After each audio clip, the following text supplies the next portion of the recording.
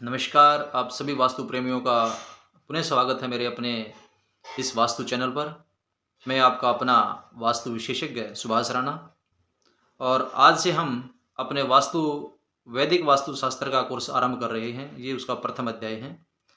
तो पहली हमारी प्रथम जो है परंपरा, उसमें मैं अपने गुरुजनों के चरणों में बारंबार नमस्कार करता हूँ।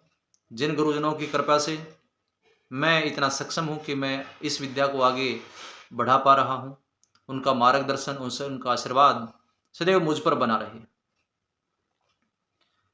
शास्त्र को जानने के लिए 3 चीज़ें बहुत आवश्यक हैं। उनमें सबसे जरूरी है श्रद्धा।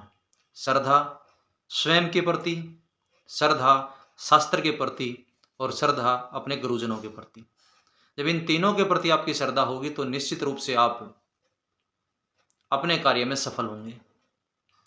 और मैं यहाँ 2 शास्त्रों का वर्णन आप लोगों के बीच में करूँगा, 2 ग्रंथों का वर्णन करूँगा।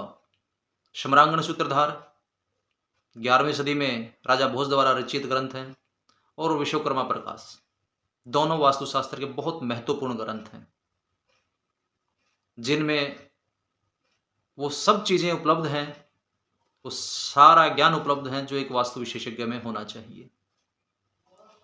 बिना किसी झूठ के, लाग लपेट के, बिना भ्रांतियों के और बिना डर के इन ग्रंथों में बहुत बेहतरीन चीज़ों का वर्णन किया गया है।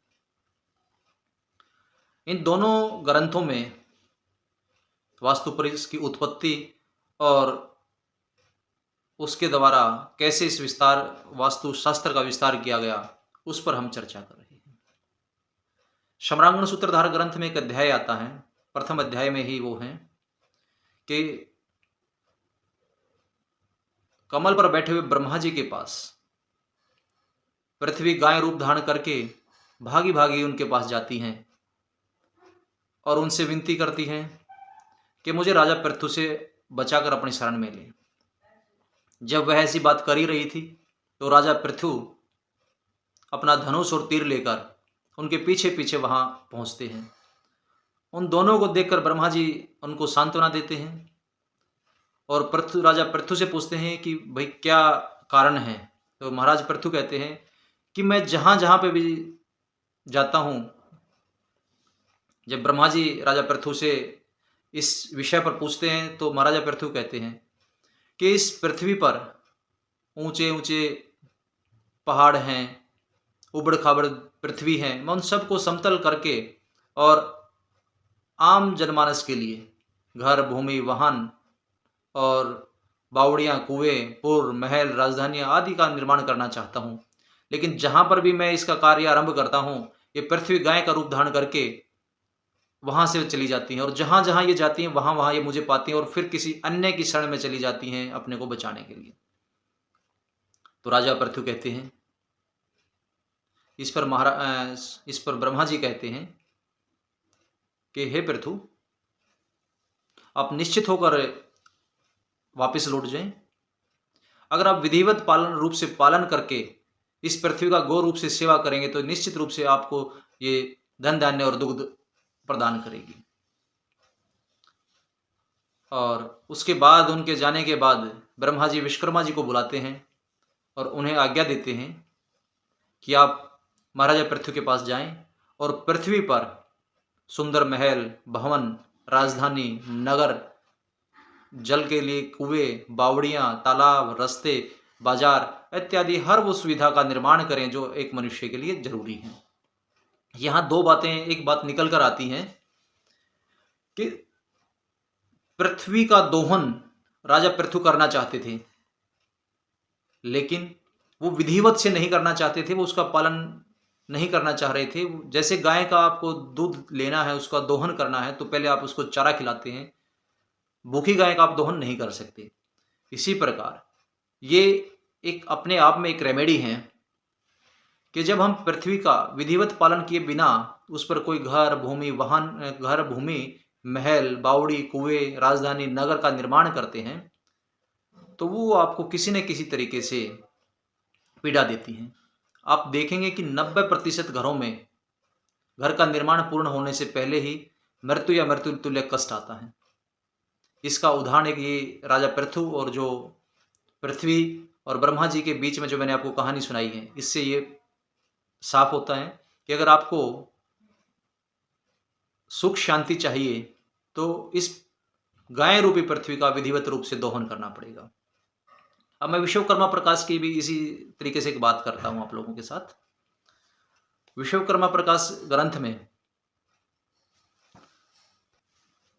विश्वकर्मा प्रकाश ग्रंथ में सबसे पहले वास्तु पुरुष की उत्पत्ति के बारे में बताया गया है। एक विशाल महाभूत इस पृथ्वी पर उत्पन्न हुआ और धीरे धीरे करके उसने तीनों लोकों को अपने प्रभाव में लेना आरंभ कर दिया, जिससे सभी मनुष्य, देव, गंधर्व, राक्षस, पिशाच भगवान ब्रह्मा जी के शरण में जाते हैं और उन्हें उस महाभूत से बचाने के लिए प्रार्थना करते हैं। ब्रह्मा जी उन्हें कहते हैं कि इस महाभूत को आप जमीन पर मूधा लेटा दें। और जब सभी देवताओं ने, गंधर्वों ने, पिशाचों ने, भूतों ने उसको मूधा लेटाया, उस समय पर उस महाभूत का सिर उत्तर पूर्व के कोने पर यानी कि ईशान दिशा में और पैर नैऋत्य कोण पर रहे। और सब देवता, गंधर्व, राक्षस जहां जहां बैठे थे वहां वहां उस पुरुष वास्तु उस महाभूत के ऊपर उन्होंने जो स्थान ग्रहण किया वो आज पदों के रूप में हम लोग वास्तुशास्त्र में पढ़ते हैं। लेकिन सबके सब एक स्थान पर बैठकर कितने समय तक रहेंगे? इन सब से, इस स्थिति के बाद वो महाभूत ब्रह्मा जी से प्रार्थना करता है कि हे ब्रह्मा जी, मेरा कोई दोष नहीं है, फिर भी मुझे प्रताड़ित किया जा रहा है, आप मेरी रक्षा करें। अब यहां ब्रह्मा जी उस महाभूत को वास्तु पुरुष का नाम देते हुए कहते हैं कि हे वास्तु पुरुष, तुम शांत रहो। आज के बाद जो पृथ्वी पर मनुष्यजन मोहवश होकर घर, भूमि, नगर, राजधानी, बगीचे, जलस्थान, बावड़ी, कुएं, तालाब इत्यादि का निर्माण करेगा और उसमें तुम्हें भोग नहीं देगा, यानी कि तुम्हें बलिकर्म नहीं करेगा, वो तुम्हारा ग्रास बनेगा। अर्थात वही बात जो गाय का दोहन करते समय विधिवत धर्म का पालन नहीं किया जाता, वो बात वहां शमरांगण सूत्रधार में कही गई। और यहां विश्वकर्मा प्रकाश में एक बहुत महत्वपूर्ण बात कही गई कि जब आप घर, भूमि, बावड़ी, राजधानी, नगर, तालाब, कुएं, बगीचे का निर्माण करते हैं तो आप अगर वहां वास्तु देवता के बलिकर्म नहीं करते हैं तो आपको पीड़ा होती है। अब जो मैंने आपको बताया कि कोई घर पूर्ण होने से पहले 90 से 95% घरों में आपको घर पूरा होने से पहले मृत्यु या मृत्युतुल्य कष्ट मिलते हैं। इन दोनों बातों में ये साबित होता है कि ये कहीं ना कहीं वास्तु पुरुष को दिया गया वरदान है जो फलित होता है। तो जब भी आप कभी भी किसी भूमि पर का निरीक्षण करने जाते हैं या घर, भूमि या किसी भी प्रकार का निर्माण कार्य करते हैं तो उस पर वास्तु पुरुष का पूजन करना चाहिए। आज के लिए इस क्लास में हम इतना ही रखेंगे और अगले अध्याय में हम बात करेंगे कि वास्तु पुरुष की पूजा किन किन अवसर पर करनी चाहिए, जो वास्तु पुरुष का बलिकर्म है, और इन दोषों से बचने के लिए किन किन अवसरों पर हमें इनकी पूजा करनी चाहिए। और धीरे धीरे इसी प्रकार हम इस विषय पर और आगे बढ़ेंगे, विषय की गहराई में उतरते जाएंगे, लेकिन हम शास्त्र के अनुरूप ही चलेंगे, क्योंकि शास्त्र धीरे धीरे जड़ों से, जैसे वृक्ष चलता है, जड़ों से धीरे धीरे वृक्ष चलता है, चलते चलते उसका तना विशाल बनता है, उस पर फूल फल आते हैं और वो एक विशाल बरगद का एक विशाल वृक्ष बन जाता है जहां से आपको छाया और फल मिलते हैं। उसी प्रकार जब आप शास्त्र का अध्ययन बिल्कुल रूट से करेंगे, जड़ों से आप शास्त्र का अध्ययन करेंगे, तो निश्चित रूप से एक विशाल वृक्ष